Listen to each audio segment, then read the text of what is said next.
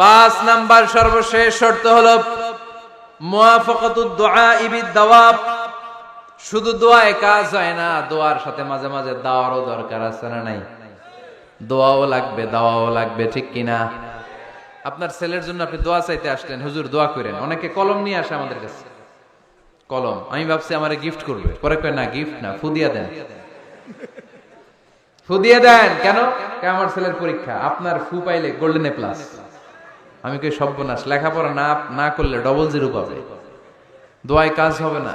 আগে পড়াশোনা করতে হবে, তারপরে দোয়ায় কাজ হবে, ঠিক কিনা? দোয়াটা ভ্যালিউ অ্যাড করে, ইট অ্যাডেড দ্য ভ্যালিউ।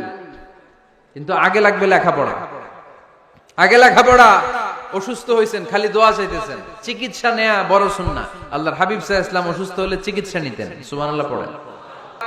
আল্লাহর হাবিব সাল্লাল্লাহু আলাইহি ওয়াসাল্লামের আঙ্গুলে একবার বিচ্ছু পোকা কামড় দিল, প্রচন্ড ব্যথায় বিশ্বনবী কাতরাচ্ছেন, রেগে গেলেন আর বললেন, ও বিচ্ছু, মানুষও চিনোস না, নবীও চিনোস না, কোথায় কামড় দিবি, জায়গা পেলি না।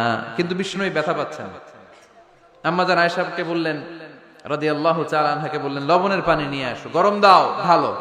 উনি আরাম পাচ্ছেন আর সূরা ইখলাস পড়ে ফু দিতে লাগলেন, ফাতিহা পড়ে ফু দিতে লাগলেন। গরম পানি ঢালা শেষ, ফু দেওয়া শেষ, আঙ্গুলের ব্যথাও। দেখছেন কি কম্বিনেশন? দোয়াও লাগে, সাথে সাথে কি লাগে? দাওয়াও লাগে। দোয়া আর দাওয়া দুইটার সমন্বয়ে আপনাকে সফলতা দিবে কে? সফলতা একজনই দেয়, তার নাম, জোরে বলতে হবে, তিনি কে? ব্যবসা যদি মন্দা থাকে, ব্যবসায় সফল হতে চান, সফলতা এনে দিবে কে? বিসিএস পরীক্ষা দিচ্ছেন, রিটেনে পাশ করেন না, পাশ করায় দিবে কে? বিয়ের ব্যবস্থা হচ্ছে না, ব্যবস্থা করে দিতে পারে কে? পাসপোর্ট জমা দেয়া, হুজুর ভিসা লাগে না, হুজুর কিচ্ছু করতে পারবে না, করতে পারে একজন, চিল্লায় বলেন তিনি কে?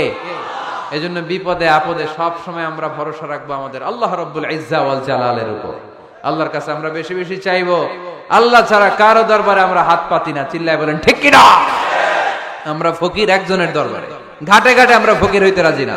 আমরা একজনের দরবারে ফকির, দরবারটা কার?